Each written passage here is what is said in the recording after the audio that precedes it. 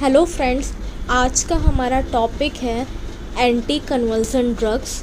आज हम इसके सार के बारे में स्टडी करेंगे। स्ट्रक्चरल एक्टिविटी रिलेशनशिप पढ़ेंगे सार ऑफ एंटी कन्वर्सन ड्रग। फिर जो भी ड्रग्स आती हैं इनकी वो ड्रग्स, उनका स्ट्रक्चर, केमिकल नेम, डिस्क्रिप्शन और यूजेस के बारे में आज हम स्टडी करेंगे। तो सबसे पहले तो सार के बारे में बात करते हैं। सार एंटी कन्वर्सन ड्रग का क्या कहता है। सबसे पहले तो इसकी बेसिक मोइटी जान लीजिए क्या होती है। जैसे आप स्क्रीन पे देख रहे हो, ये बेसिक मोइटी होती है एंटी कन्वर्सन की। क्या है आपकी, देखिए 5 मेंबर रिंग है, पेंटा रिंग। यहाँ पे एक में अंदर N लगा हुआ है, NH है। आपका X एक ग्रुप लगा है, 2 कार्बोनिल ग्रुप साइड है, C डबल बॉन्ड O, और आपके 2 अल्काइल सब्स्टिट्यूशन है, वो भी सेम पोजीशन पे, 5th पोजीशन पे ही दोनों अल्काइल सब्स्टिट्यूशन होते हैं, R और R'। तो अब सुन लीजिए क्या क्या पॉइंट्स इसमें कवर करने हैं। सबसे पहला पॉइंट तो ये होता है कि जो R और R' है, दोनों के दोनों क्या होने चाहिए, should be hydrocarbon side chain. दोनों में आपकी हाइड्रोकार्बन की साइड चेन अवेलेबल होनी चाहिए। R और R' में क्या होना चाहिए, हाइड्रोकार्बन्स की साइड चेन होनी चाहिए। वहाँ पे मतलब R में आपकी कोई भी साइड चेन चलेगी, ये नहीं कि खाली हम छोड़ देंगे R को, हमें साइड में एक चेन चलानी ही चलानी है। कुछ ना कुछ आप वहाँ पे रखोगे, सब्स्टिट्यूशन हमें करना ही करना है, अदरवाइज़ हमारा काम नहीं चलेगा। दूसरा पॉइंट ये कहता है कि जो R और R' हैं, दोनों के दोनों हैं, वहाँ पे क्या होना चाहिए, लोअर अल्काइल्स होने चाहिए। मतलब जो लो अल्काइल्स ग्रुप्स होते हैं वो अवेलेबल होते हैं, तब आपका जो कंपाउंड बनेगा वो एक्टिव कंपाउंड बनेगा, या कह सकते हो उसकी एक्टिविटी अच्छी होगी, एक्टिव कंपाउंड्स बनेंगे। लेकिन एक्टिविटी जो होगी अच्छी होगी अगेंस्ट द एब्सेंस सीजर। मतलब ये जो R' है, अगर वहाँ पे छोटे छोटे ग्रुप्स लगेंगे, अल्काइल ग्रुप्स लगेंगे छोटे, तो जो कंपाउंड बनेगा वो एब्सेंस सीजर के अगेंस्ट एक्टिव हो जाएगा, ना कि जनरलाइज टोनिक क्लोनिक सीजर, ना पार्शियल। मतलब खाली एब्सेंस सीजर में ही वो काम करेगा और वो टोनिक क्लोनिक और पार्शियल सीजर में काम नहीं करेगा। R' है, अगर वहाँ पे अल्काइल ग्रुप्स लेकर आओगे तो वो एब्सेंस सीजर में काम करेगी दवा, और जनरलाइज टोनिक क्लोनिक या पार्शियल में काम नहीं करेगी। लेकिन अगर R' पे अगर हम एराइल ग्रुप्स लेकर आते हैं, अगर R' पे हम एराइल ग्रुप्स लेकर आते हैं, तो जो ड्रग्स बनेंगी वो एब्सेंस सीजर में इनएक्टिव होंगी, मतलब उस पर काम नहीं करेंगी, और जनरलाइज टोनिक क्लोनिक या पार्शियल सीजर में क्या होंगी, वो ड्रग्स एक्टिव हो जाएंगी, उस पर काम करेंगी। एक पॉइंट आपका ये हो गया। फिर हमने आप इसको इसी वो बात को हमने टेबल फॉर्म में दिखाया, आप देख सकते हो। R' था, एब्सेंस सीजर और जनरलाइज टोनिक क्लोनिक या पार्शियल था। तो अगर अल्काइल ग्रुप होगा R पे तो एब्सेंस में एक्टिव होंगे और जनरलाइज टोनिक क्लोनिक में इनएक्टिव होंगे। अगर एराइल ग्रुप आ जाएगा तो एब्सेंस में इनएक्टिव होंगे, जनरलाइज टोनिक क्लोनिक में एक्टिव होंगे। तो ये बात हो गई। नेक्स्ट पॉइंट हम ये कहेंगे कि कॉमनली ये देखा जाता है कि 2 आपके कार्बोनिल ग्रुप्स होने चाहिए, प्रेजेंट होना ज़रूरी है। 2 कार्बोनिल ग्रुप का होना ज़रूरी होता है एक्टिविटी के लिए, 2 कार्बोनिल ग्रुप्स का होना ज़रूरी है। थर्ड नेक्स्ट पॉइंट है कि 2 अराइल ग्रुप्स जो होते हैं वो कार्बन से, अल्काइल ग्रुप्स जो होते हैं कार्बन से अटैच्ड होते हैं, जो कि एक्टिविटी के लिए ज़रूरी है। जो R' है वो क्या है, 2 हैं, दिख रहा होगा आपको स्ट्रक्चर में। R' क्या होते हैं, 2 अराइल ग्रुप्स होते हैं जो कि कार्बन से अटैच्ड होते हैं, और ये आपकी एक्टिविटी के लिए क्या है, बहुत ही ज़रूरी होते हैं। नेक्स्ट पॉइंट ये है लास्ट आपका कि देख लो, स्ट्रक्चर की बात करें तो यहाँ पे NH है, तो यहाँ पे सेकेंडरी अमीन प्रेजेंट होती है रिंग के अंदर। रिंग के अंदर क्या होती है, सेकेंडरी अमीन प्रेजेंट होती है, जो कि है आपकी एक्टिविटी के लिए एसेंशियल है। सेकेंडरी अमीन अगर रिंग के अंदर प्रेजेंट होगी तो वो एक्टिविटी के लिए एसेंशियल है, आपकी जो भी एक्टिविटी है एंटी कन्वर्सन वो एक्टिविटी शो होगी। ये हो गया आपके कुछ पॉइंट्स सार के। अब आप हम इसकी ड्रग्स जो हैं उनके बारे में पढ़ेंगे। ड्रग्स में पहली ड्रग आती है इनकी फिनोबार्बिटल। फिनोबार्बिटल का स्ट्रक्चर देख लीजिए। देखिए बार्बिचुरेट का ही स्ट्रक्चर होता है, बेसिक मोइटी, बस R' जो होता है वहाँ पे हमने वो एक साइड हमने फिनाइल ग्रुप लगा दिया और एक साइड पे हमने C2H5 लगा दिया। देख लीजिए वही बार्बिचुरेट का स्ट्रक्चर ही है आपका। इसका नाम है 5-इथाइल 5-prop-1,3 डायाजीन 2,4 ट्राईओन, ये इसका केमिकल नेम होता है। ये जो ड्रग होती है आपकी as a drug of choice होती है ग्रैंडमल, पेटिमल और साइकोमोटर। इन तीनों टाइप के सीजर में ये दवा दी जाती है। ये जो आपकी फिनोबार्बिटल है वो चाहे तो जनरलाइज वो ग्रैंडमल हो, चाहे पेटिमल हो, चाहे साइकोमोटर हो, इन तीनों ड्रग्स ऑफ चॉइस, इन तीनों टाइप के सीजर्स में ये दी जाती है। ये जो दवा होती है जैसे बार्बिचुरेट कैटेगरी की दवाई हम जानते हैं, तो ये कहाँ पे काम करेगी, गाबा रिसेप्टर्स होते हैं वहाँ पे जाके बाइंड करती है और गाबा की एक्टिविटी को बढ़ा देती हैं। बढ़ाएगी तो क्या होगा, क्लोराइड चैनल्स ओपन होंगे, मेम्ब्रेन में हाइपर पोलराइजेशन हो जाएगा और साथ में जो भी आपकी न्यूरॉन की एक्साइटेबिलिटी स्टेज थी वो क्या हो जाएगी, अब सप्रेस हो जाएगी या कम हो जाएगी। अब इसके यूजेस की बात करें तो ये भाई सेडेटिव कैटेगरी की दवा है, एंटी सीजर है, मतलब एंटी कन्वर्जन मेडिसिन है, जनरलाइज सीजर में यूज़ किया जाता है और पार्शियल सीजर में भी इसको हम यूज़ करते हैं फिनोबार्बिटल का। फिनोबार्बिटल के बाद नेक्स्ट आती है आपकी मैफोबार्बिटल। मैफोबार्बिटल का स्ट्रक्चर देख लीजिए, पूरी रिंग बेसिक मॉर्निंग वही सेम है, आर डैश में क्या हम करा देंगे, C2H5 दोनों साइड पे हमने लगा दिया तो मिथोबार्बिटल का स्ट्रक्चर बन गया। मिथोबार्बिटल का नाम क्या है, 5,5 डाईमिथाइल 1-मिथाइल 1,3 डायाजीन 2,2,6 ट्राईओन 2,4,6 ट्राईओन, ये इसका केमिकल नेम है। अच्छा, ये जो दवा होती है तुम्हारी मेथोबार्बिटोन, ये क्या होती है, इसका जो मतलब मोस्टली डीमेथाइलेटेड टू बार्बिटल, मतलब इसका मेटाबॉलिज्म जो होता है वो डीमेथाइलेशन प्रोसेसेस के थ्रू होता है और बार्बिटल को ये फॉर्म करता है आगे जाके, जो कि एक्टिविटी के लिए रिस्पॉन्सिबल होता है। इसकी क्या होती है, सिडेशन प्रॉपर्टी भी होती है एज़ कम्पेयर टू फिनोबार्बिटल जो ऊपर वाला था, उसके कंपैरेटिव इनकी सिडेशन प्रॉपर्टी ज़्यादा अच्छी होती है, ज़्यादा एक्टिव होते हैं एज़ कम्पेयर टू फिनोबार्बिटोन। ये वही हैं, गाबा पे जाएंगे, रिसेप्टर्स पे बाइंड करेंगे और जो भी न्यूरोनल एक्साइटेबिलिटी थी हमारी वो सब क्या करेगी, अब कम हो जाएगी। एपिलेप्सी में यूज़ करते हैं, वही जो हम बता रहे थे, अगर इंसोम्निया हो रहा है शॉर्ट टर्म आपको तो उस केस में भी ये दवा दी जाती है। CNS डिप्रेसेंट तौर पे भी यूज़ करते हैं। ड्राउजीनेस मतलब आपको झपकियाँ आएंगी, नर्वसनेस है या टेंशन है, इन सब में भी ये दवा दी जाती है, मैफोबार्बिटल आपकी दी जाती है। ये तो देखिए दोनों थी बार्बिचुरेट कैटेगरी में थी आपकी फिनोबार्बिटल और मेथोबार्बिटल, ये भी एंटी कन्वर्सन थी। अब आपकी नेक्स्ट कैटेगरी होती है हेड एंड टोइंस। हेड एंड टोइंस में आपकी पहली ड्रग आती है फेनेंटोइन। तो फेनेंटोइन का स्ट्रक्चर देख लो, फेनेंटोइन में फिर 5 मेंबर रिंग है, NN लगा दिया रिंग के अंदर, 2 कार्बोनिल ग्रुप लगा दिया, दोनों में इधर हमने फिनाइल रिंग सेट कर दी। तो क्या नाम है इसका, 5,5 डाईफिनाइल इमिडाजोलिडीन 2,4 डाईओन, ये इसका केमिकल नेम है। इसकी सिंथेसिस हमें पढ़नी है, हमारे सिलेबस में स्टार मार्क है, तो इसकी सिंथेसिस क्या है, हमने सबसे पहले क्या किया, हमने लिया सोडियम साइनेट लिया, रिंग बनाइए, CN लगा दो, CN लगा लिया हमने, क्या लिया, सॉरी हमने पहले 2 सोडियम साइनेट नहीं लिया, सॉरी हमने क्या किया, बेंजल्डिहाइड के 2 मॉलिक्यूल्स लिए, बेंजल्डिहाइड के 2 मॉलिक्यूल लिया, आप देख सकते हो, CHO लगा दिया, CHO के 2 मॉलिक्यूल्स हैं, ये NaCN की प्रेजेंस में या उसका कंडेंसेशन होगा तो ये बेंजोइन बना लेगा। बेंजोइन का स्ट्रक्चर देख लीजिए क्या है, बेंजोइन बना लिया इसने, ठीक, इधर से H हट के उधर आ गया तो OH हो गया, नीचे H हो गया। बेंजोइन के बाद क्या हुआ, नाइट्रिक एसिड की प्रेजेंस में, CuSO4 की प्रेजेंस में इसने बेंजिल बना लिया। बेंजिल में क्या हुआ, उधर वाला OH हट के डबल बॉन्ड O हो गया, बस दोनों जो हो गए कार्बोनिल ग्रुप्स आ गए, तो ये बेंजिल बन गया। उसके बाद यूरिया की प्रेजेंस में, KOH की प्रेजेंस में इसने क्या किया, ये कंपाउंड बना लिया, फेनेंटोइन जैसा ही कंपाउंड है, बस वहाँ पे N जो है वहाँ पे नेगेटिव लगा दिया। फिर अब क्या हुआ, इसको हमने H2SO4 के साथ हीट किया या जो अलग फॉर्म आइसोमरिज्म किया तो फाइनली जाके फेनेंटोइन का स्ट्रक्चर बन गया। ये था फेनेंटोइन के बारे में। अब फेनेंटोइन क्या है भाई, एंटी कन्वर्जन ड्रग होती है, इसको हम यूज़ करते हैं, सीजर्स पे यूज़ किया जाता है, बहुत वाइडली यूज़ की जाती है। एक टाइप ऑफ मतलब हर टाइप के सीजर्स जो होते हैं उनमें फेनेंटोइन को हम यूज़ करते हैं, लेकिन एब्सेंट सीजर के केस में हम फेनेंटोइन को यूज़ नहीं करते। मतलब सारे सीजर्स में आप यूज़ करोगे लेकिन हम उसको छोड़ देते हैं, एब्सेंट सीजर उसमें ये नहीं यूज़ की जाती है। ये जो दवा होती है आपकी, इसकी एंटी रिदमिक प्रॉपर्टी भी होती है, मसल रिलैक्सेशन प्रॉपर्टी भी होती है फेनेंटोइन की, इसमें भी यूज़ करोगे फेनेंटोइन को मसल रिलैक्सेशन में, और एंटी रिदमिक भी है। इसके बाद नेक्स्ट है फेनेंटोइन के बाद मेफेंटोइन। मेफेंटोइन का स्ट्रक्चर देख लीजिए, मेफेंटोइन का स्ट्रक्चर में यही है कि वो जो बेसिक मॉइटी वही बनेगी NN वाली। इधर हमने क्या किया, तो 2 फिनाइल थे ऊपर वाले में, इन्होंने 1 फिनाइल लगा दिया और एक क्या किया, C2H5 लगा दिया, तो ये मेफेंटोइन का स्ट्रक्चर बन गया। ठीक, मेफेंटोइन का स्ट्रक्चर नाम देख लीजिए कि 5 इथाइल 3 मिथाइल 5 फिनाइल इमिडाजोल 2,4 डाईओन, ये इसका केमिकल नेम है।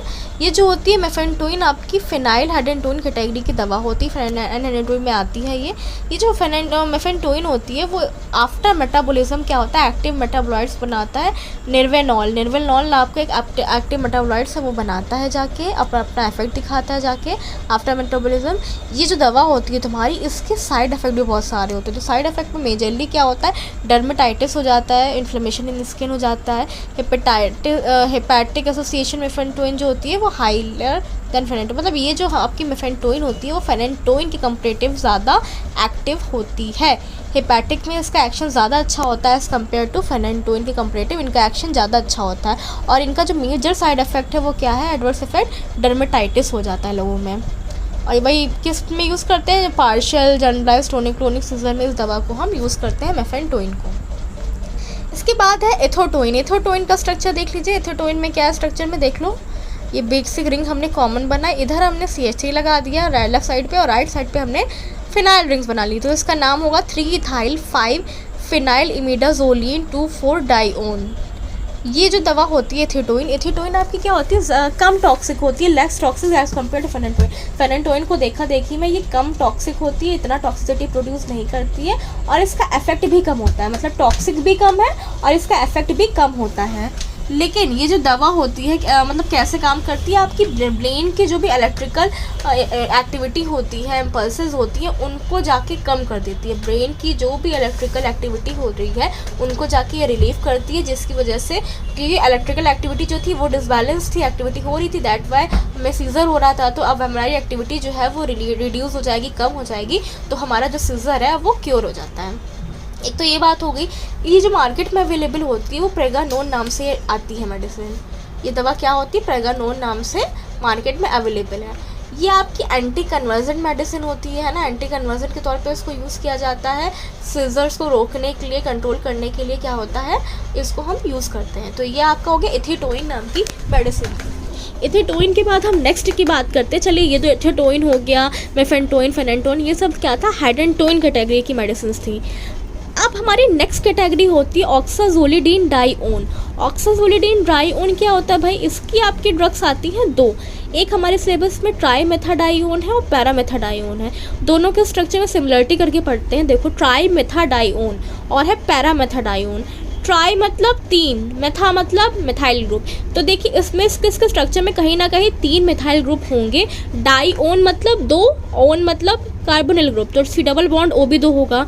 तो देख लीजिए पेंटा रिंग है, N लगा दिया, हमने क्या किया, 2 कार्बोनिल ग्रुप ऐड कर दिए, डबल बॉन्डो, और 3 मिथाइल ग्रुप्स को ऐड कर दिया। एक मिथाइल हमने साथ ही में जोड़े, 2 मतलब 5 दोनों पोजीशन पे 2 लगा दिए और एक हमने 3 पोजीशन पे लगा दिया।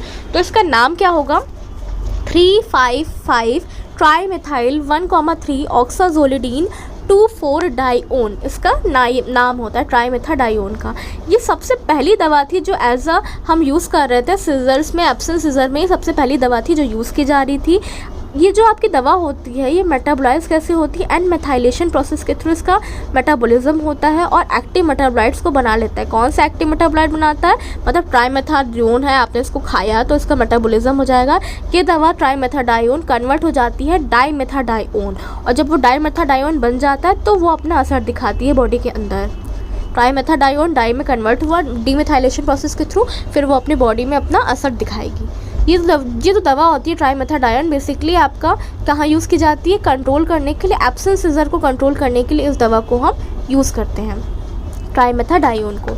अब बात करते हैं पैरामेथाडाइओन। पैरामेथाडाइओन में क्या हो रहा है, देखिए स्ट्रक्चर इनका ऑलमोस्ट सेम है ऊपर के जैसा, बस क्या किया हमने, जहाँ मिथाइल 2 थे, एक में हमने मिथाइल किया और एक में हमने इथाइल लगा दिया। जो ऊपर 2 मिथाइल थे, इधर इधर CH3 यहाँ हमने क्या किया, एक तो मिथाइल रखा, दूसरे में इथाइल लगा दिया। तो नाम में भी बस जरा सा चेंजेस हो जाएंगे, 5-ethyl 3,4-डाइमिथाइल ऑक्साजोलिडीन 2,4-डाइओन, ये इसका नाम हो गया। ये जो आपकी पैरामेथाडाइओन होती है ये ऑक्साजोलाडाइओन कैटेगरी की दवा होती है। ऑक्साजोलाडाइओन डेरिवेटिव है कह सकते हो, वाली रिंग से प्रेजेंट होती है। इसको हम क्या होता है, एंटी एब्सेंस एक्टिविटी होती है, इस दवा की एंटी एब्सेंस एक्टिविटी है, एब्सेंस में यूज़ किया जा रहा है। सीजर्स के केस में यूज़ करते हैं, एब्सेंस सीजर में इस दवा को यूज़ किया जाता है पैरामेथाडाइओन का। पैरामेथाडाइओन और ये ट्राईमेथाडाइओन क्या था, ऑक्साजोलाडीन डाइओन कैटेगरी की थी। अब हम बात करेंगे इसके बाद सक्सिनामाइड। सक्सिनामाइड कैटेगरी की दवा है। सक्सिनामाइड में आपके सिलेबस में 3 मेडिसिन है, एक फेंसेक्सिमाइड, मेथसेक्सिमाइड और एथोसेक्सिमाइड, ये 3 हमारे सिलेबस में है। तो फेंसेक्सिमाइड का स्ट्रक्चर देख लो क्या होती है, पेंटा रिंग होती है, उसके अंदर N है, 2 कार्बोनिल ग्रुप लगा दिए, डबल बॉन्डो सी डबल बॉन्डो, इधर एक CH3 लगा दिया और इधर हमने एक फिनाइल रिंग लगा दी। तो इसका नाम है 1-methyl 3-phenyl pyrrolidine 2,5 डाइओन, ये इसका नाम है। ये क्या है, सक्सिनामाइड कैटेगरी की ड्रग है आपकी। ये क्या होता है, आफ्टर डीमिथाइलेशन प्रोसेस के थ्रू इसका मेटाबॉलिज्म होता है और एक्टिव मेटाबोलाइट्स में ये कन्वर्ट हो जाती है और तब अपना असर दिखाती है। इसका जो एक्टिव मेटाबोलाइट्स होता है वो अगर मान लीजिए इसका डीमिथाइलेशन होता है तब तो एक्टिव मेटाबोलाइट बनता है, लेकिन अगर मान लीजिए डीमिथाइलेशन नहीं हुआ तो अगर इसका पैरा हाइड्रोक्सिलेशन हो जाता है तो जो कंपाउंड बनेगा that is a inactive compound, वो इनएक्टिव कंपाउंड बन जाएगा। मतलब डीमिथाइलेशन होगा तो आपका एक्टिव कंपाउंड बनेगा, लेकिन अगर हाइड्रोक्सिलेशन हो जाता है तो उस केस में इनएक्टिव कंपाउंड हमारा बन जाता है। एक तो ये बात हो गई। दूसरी बात हम ये कहते हैं कि जो दवा होती है आपका फेनसेक्सिमाइड, इसको हम यूज़ करते हैं पैटीमल एपिलेप्सी। पैटीमल एपिलेप्सी मतलब एब्सेंस सीजर जो बताया था आपको, उसके ट्रीटमेंट में इस दवा को बेसिकली हम यूज़ करते हैं। पार्शियल जो पैटीमल या एब्सेंस सीजर में इनको यूज़ किया जाता है। नेक्स्ट है आपका मेथसेक्सिमाइड। मेथसेक्सिमाइड का स्ट्रक्चर क्या है, देख लीजिए वही ऊपर के जैसा सेम है, बस क्या करना है, वहाँ फिनाइल के साथ में खाली फिनाइल लगा था, नीचे वाले में हम बस एक मिथाइल ग्रुप ऐड कर लेंगे। पूरा का पूरा स्ट्रक्चर सेम है, बस एक मिथाइल ग्रुप ऐड हो जाएगा, CH3 ग्रुप, बस बाकी पूरा सेम है। तो नाम भी बस चेंज हो जाएगा जरा सा, 1,3 डाई मिथाइल कर दिया, बाकी पूरा सेम है। 3 फिनाइल पायरोलिडीन 2,5 डाइओन, जो ऊपर वाले का था वही इनका भी नाम है, सेम टू सेम। अच्छा, ये जो मेथोसेक्सिमाइड होती है ये किस कैटेगरी की, सक्सिमाइड, ऊपर वाली भी सक्सिमाइड थी, भी सक्सिमाइड है, एंटी कन्वर्जेंट एक्शन है। इनको हम एडल्ट्स और चाइल्ड दोनों के केस में यूज़ कर सकते हैं, दोनों लोग इनको यूज़ करेंगे। इनको भी एब्सेंस सीजर में ही यूज़ किया जाता है, इनकी एंटी कन्वर्जेंट प्रॉपर्टी होती है मेथोसेक्सिमाइड की। सेकंड ड्रग हो गई। अब थर्ड ड्रग की बात करेंगे हम इसी की, सक्सिनामाइड की, जो वो है आपकी एथोसेक्सिमाइड। एथोसेक्सिमाइड का स्ट्रक्चर देख लो क्या होता है। एथोसेक्सिमाइड में वही पेंटा रिंग होती है हमारी, N है, 2 कार्बोनिल ग्रुप्स ऐड है आपके, एक CH3 वहीं पे ऐड होगा और एक C2H5 हमने ऐड कर दिया। जैसे ऊपर वाले में भी जो है वही सेम स्ट्रक्चर इनका भी है, बस क्या कर रहे हैं, जैसे ऊपर में CH3 था और एक फिनाइल रिंग थी, इसमें एक CH3 तो है ही है, साथ में फिनाइल हटा के हमने एक इथाइल ग्रुप लगा दिया, C2H5 ग्रुप लगा दिया। तो नाम भी वही चेंज हो जाएगा, 3 इथाइल 3 मिथाइल पायरोलिडीन 2,5 डाइओन, इनका ये नाम हो गया। अच्छा, इसका हमारा सिलेबस में स्टार मार्क है तो इसकी सिंथेसिस करनी है हमको। तो देखिए हमने क्या किया, मिथाइल इथाइल कीटोन लिया, मिथाइल इथाइल कीटोन लिया, फिर हमने इथाइल साइनो फॉर्मेट लिया, इन दोनों को आपस में कंडेंस करवाया तो ये जो स्ट्रक्चर बन गया, देखिए कंडेंसेशन हो गया, बस आपस में दोनों जुड़ गए। तो इथाइल 2 साइनो 3 मिथाइल पेन 2 इनोएट करके बनता है, वो फॉर्मेशन हो गया। HCN के साथ रिएक्शन करवाई तो ये देखिए ये मोइटी बन गई, जो मोइटी बन गई ये हो गई इथाइल 2,3 डाइसाइनो 3 मिथाइल पेंटोनोएट करके स्ट्रक्चर बन गया। अब इसका क्या हुआ, H+ के साथ इसकी रिएक्शन हुई तो आपकी ये बन गई 2 इथाइल 2 मिथाइल सक्सिनिक एसिड का स्ट्रक्चर बन गया। फिर अब इसको हमने क्या किया, अमोनिया के साथ रिएक्ट करवाया तो एथोसेक्सिमाइड का स्ट्रक्चर बन गया। ये जो बेसिकली जो एथोसेक्सिमाइड होती है ये कैल्शियम चैनल को ब्लॉक करती है, कैल्शियम चैनल ब्लॉकर मेडिसिन है, और कैल्शियम चैनल आपके ब्लॉक हो जाते हैं तभी आपकी न्यूरोनल एक्साइटेबिलिटी है वो स्टेबल हो जाती है। ये ऐसी दवा होती है जो क्या करती है, कैल्शियम चैनल्स को जाके सीधा ब्लॉक करेगी तो जो भी न्यूरोनल एक्साइटेबिलिटी थी वो स्टेबलाइज हो जाएगी आपकी, ठीक है। अब इसके बाद हम बात करेंगे यूजेस की। तो यूजेस में क्या होती है, ये जो ड्रग होती है इसको हम यूज़ करते हैं एब्सेंस सीजर के केस में, अगर नोजिया हो रही है तब यूज़ किया जाएगा, एनोरेक्सिया कंडीशन हो रही है उसमें भी हम एथोसेक्सिमाइड को as a drug of choice use कर सकते हैं। तो ये जो तीनों मेडिसिन आपने पढ़ी, ये फेनोसेक्सिमाइड, मेथसेक्सिमाइड, एथोसेक्सिमाइड, ये सब सक्सिनामाइड कैटेगरी की ड्रग्स थी 3। इसके बाद अब हम बात करेंगे यूरिया एंड मोनोएराइल यूरिया, ये आपकी नेक्स्ट कैटेगरी है। इसमें आपकी जो दवा आती है वो आती है कार्बामाज़ेपिन। कार्बामाज़ेपिन का स्ट्रक्चर क्या होता है, देख लीजिए आपकी 7 मेंबर्ड रिंग है ये, 1 2 3 4 5 6 7 मेंबर्ड रिंग है आपकी बीच वाली, और इधर हमने जो लगाया वो क्या हुआ 6 मेंबर्ड है, मतलब बेंजीन रिंग 2 ऐड कर दी साइड में, N जो लगाया उससे नीचे CONH2 ग्रुप ऐड कर दिया और ऊपर हमने कार्बोनिल ग्रुप्स को ऐड कर दिया। इसके स्ट्रक्चर में क्या किया हमने, सबसे पहले देखो वही ग्रुप लिया हमने, ऊपर हमने बस क्या किया OCH3 पहले लगाया, इनिशियली जो कंपाउंड लिया OCH3 लगाया, इसको CuCl2 के साथ रिएक्शन करवाई तो होगा क्या, NH था वहाँ पे H को हटा के COCl आ जाएगा। फिर अब क्या हुआ, MeOH या NH3 की प्रेजेंस में रिएक्शन हुई तो वहाँ पे क्या हुआ, नीचे ही आपका जो COCl था वहाँ पे CONH2 हो गया, है ना, CONH2 हो गया। अब क्या हुआ, H2SO4 की प्रेजेंस में ऊपर वाला जो OCH3 था वो हट के डबल बॉन्ड O बन गया, तो इसका नाम हो गया कार्बामेज़ेपिन नाम हो गया। कार्बामेज़ेपिन जो आपकी होती है ये सोडियम चैनल ब्लॉक करे, सोडियम चैनल को ब्लॉक करेगी और अपना न्यूरल एक्साइटेबिलिटी को जो भी है वो कम कर देगी। इसको हम जनरलाइज टोनिक क्लोनिक सीजर में यूज़ करते हैं, पार्शियल सीजर होता है उसमें यूज़ करते हैं। टोनिक क्लोनिक सीजर और पार्शियल सीजर में इस ड्रग को हम यूज़ करते हैं। इसके बाद कार्बामेज़ेपिन के बाद नेक्स्ट ड्रग है फेनएसिटामाइड। फेनएसिटामाइड का स्ट्रक्चर देख लो क्या है, बेंजीन रिंग है आपकी, अल्टरनेशन में CH2, कीटो ग्रुप्स 2 ऐड है, N ग्रुप है और NH2 ऐड है, तो N कार्बोमोइल 2 फिनाइल एसिटामाइड इसका नाम होता है। ये जो दवा होती है ये आपकी क्या करती है, बाइंड करती है या ब्लॉक कर देती है जाके सोडियम चैनल्स को या वोल्टेज कैल्शियम चैनल को, चाहे तो सोडियम को ब्लॉक करेगी चाहे तो कैल्शियम को ब्लॉक करेगी, और जो भी न्यूरोनल एक्साइटेबिलिटी थी या जो भी डिपोलराइजेशन हो रहा था उसको जाके सीधा सप्रेस आउट कर देती है फेनएसिटामाइड। इसको हम कहाँ यूज़ करते हैं भाई, डिफरेंट टाइप की एपिलेप्सी सीजर्स में यूज़ करते हैं, उसको कंट्रोल करने के लिए ट्रीटमेंट ऑफ एपिलेप्सी में हम फेनएसिटामाइड का यूज़ करते हैं। तो ये थी आपकी कौन सी कैटेगरी की थी, यूरिया एंड मोनोरल यूरियास कैटेगरी की दो थी आपकी, कार्बामेज़ेपिन और फेनएसिटामाइड, ये आपकी दो थी।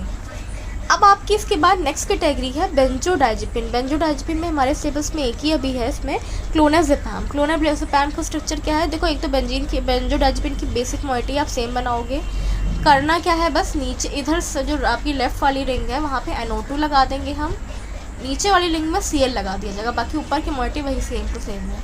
इनका नाम है 5 ब्रैकेट में 2 chlorophenyl 7 nitro 1,3 dihydro 1,4 benzodiazepine 2 own, ये इनका नाम है। डिस्क्रिप्शन की बात करें तो ये देखो, ये क्लोनाज़ेपैम जो होता है सिंथेटिक बेंजोडाइजेपिन डेरिवेटिव है, सिंथेटिकली की काम करती है, सिंथेटिकली मतलब लैब में बनाई जाती है, आपके ब्रेन को आपकी नर्व्स को जाके एक काम कर देगा। मार्केट में क्लोनाज़ेपैम किस नाम से आता है, क्लोनोपिन नाम से अवेलेबल है, इस नाम से मार्केट में आती है ये दवा। एब्सेंट सीजर हो गया, पार्शियल सीजर हो गया, इन सब में इस दवा को यूज़ करते हो एज एंटी कन्वर्जेंट यूज़ किया जाता है। सेडेशन इफेक्ट है भाई इसका, जनरलाइज टोनिक क्लोनिक सीजर हो गया, पार्शियल सीजर हो गया, इन सब के ट्रीटमेंट में यूज़ करते हैं। अगर मान लीजिए आपको पैनिक अटैक्स आ रहे हैं या इंसोम्निया कंडीशन है तो भी हम क्लोनाज़ेपैम को यूज़ कर सकते हैं। ये हो गया बेंजोडाइजेपिन में क्या था, क्लोनाज़ेपैम आपकी नई दवा थी। क्लोनाज़ेपैम के बाद नेक्स्ट आपका मिसलिनियस कैटेगरी है। मिसलिनियस में आपकी कौन सी आती है, प्रीमिडोन आती है। प्रीमिडोन का स्ट्रक्चर देख लो क्या है, प्रीमिडोन इसका क्या है नाम, 5 इथाइल डाईहाइड्रो 5 फिनाइल 4,6 पायरिमिडीन डाईओन, ये इसका नाम है। ये कैसे काम करती है, जो भी आपके ब्रेन के इलेक्ट्रिकल इम्पल्सेस होते हैं अबनॉर्मल, उसको नॉर्मल लेकर आएगी या कंट्रोल करती है जाके, जो आपका सीजर कॉज कर रहे थे, जो भी इलेक्ट्रिकल इम्पल्सेस डिसबैलेंस हो गए थे जिसकी वजह से आपको सीजर आता था, वो क्या करती है, उनको जाके सीधा कंट्रोल करती है। प्रीमिडोन जो होता है एंटी कन्वर्जेंट है, पार्शियल या जनरलाइज्ड जो सीजर्स होते हैं उनके केस में भी ये दवा यूज़ की जाती है। इसके बाद नेक्स्ट आती है वेल्प्रोइक एसिड। वेल्प्रोइक एसिड का फॉर्मूला देख लीजिए, 2 प्रोपाइल पेंटेनोइक एसिड, स्ट्रक्चर ये है इसका 2 प्रोपाइल पेंटेनोइक एसिड। ये क्या है, सिंथेटिक डेरिवेटिव्स होती है, प्रोपाइल पेंटेनोइक एसिड जो होता है उसी का एक सिंथेटिक डेरिवेटिव है। मूड स्टेबलाइजर है ये दवा, मूड को स्टेबलाइज करने के लिए वेल्प्रोइक एसिड को दिया जाता है, मूड को स्टेबलाइज करने के लिए। एंटी कन्वर्जेंट प्रॉपर्टी है इस मेडिसिन की, ग्रैंडमल एपिलेप्सी में देते हो, पार्शियल एपिलेप्सी में और कॉम्प्लेक्स में, इन सब में ग्रैंडमल में इस दवा को वेल्प्रोइक एसिड को दिया जाता है। वेल्प्रोइक एसिड के बाद नेक्स्ट है गाबापेंटिन। गाबापेंटिन का स्ट्रक्चर देख लीजिए, इसका नाम है 1 amino methyl cyclohexane acetic acid. इनका स्ट्रक्चर देख लो गाबापेंटिन का, गाबापेंटिन नाम है तो ये कहा सिंथेटिक एनालॉग होगा गाबा का भाई। ये क्या करेगा, आपको अल्टर करेगा रिलीज ऑफ गाबा, गाबा के रिलीज को क्या करेगा, चेंज करेगा। गाबा के जो एक्शन होगा पहले तो बाइंड करेगा जाके, गाबा के एक्शन को चेंज कर देगा और आपकी इलेक्ट्रिकल एक्टिविटी जो भी है उसको जाके कम कर देगा। और साथ में क्या करता है, ये आपका कैल्शियम चैनल्स पे जाके बाइंड करता है, उसको भी ब्लॉक करने का काम दवा करती है गाबापेंटिन। गाबापेंटिन क्या होगी, आपकी पार्शियल सीजर हो गया, जनरलाइज टोनिक क्लोनिक सीजर्स हो गया, इसके ट्रीटमेंट में, या ये पोस्ट हेपेटिक न्यूरल्जिया, इसके ट्रीटमेंट में भी हम क्या करते हैं, गाबापेंटिन को यूज़ करते हैं, इस केस में भी यूज़ करते हो। अब आपकी नेक्स्ट ड्रग है, लास्ट ड्रग फेल्बामेट। फेल्बामेट क्या होती है, फेल्बामेट का स्ट्रक्चर देख लीजिए, फेल्बामेट का जो नाम है 2-फिनाइल 1,3 प्रोपेन डाइओल डाइकार्बामेट होता है। इसका स्ट्रक्चर देख सकते हो भाई। एंटी कन्वर्जन ड्रग है, एपिलेप्सी में यूज़ की जाती है, न्यूरो प्रोटेक्टिव होता है, इसका मेजर रोल होता है as a anti convulsion drug. तो ये सब आपकी किस थी, मिसलेनियस कैटेगरी की थी। प्रीमिडोन, वेल्प्रोइक एसिड, गाबापेंटिन और फेल्बामेट, ये सब आपकी किस कैटेगरी थी, इसी कैटेगरी में आ रही थी मिसलेनियस में। तो फ्रेंड्स आज के लिए इतना ही। अगर आपको ये वीडियो अच्छी लगी हो तो उसे लाइक करिए, अपने फ्रेंड्स के साथ शेयर करिए। तब तक के लिए कीप लर्निंग, कीप लिसनिंग।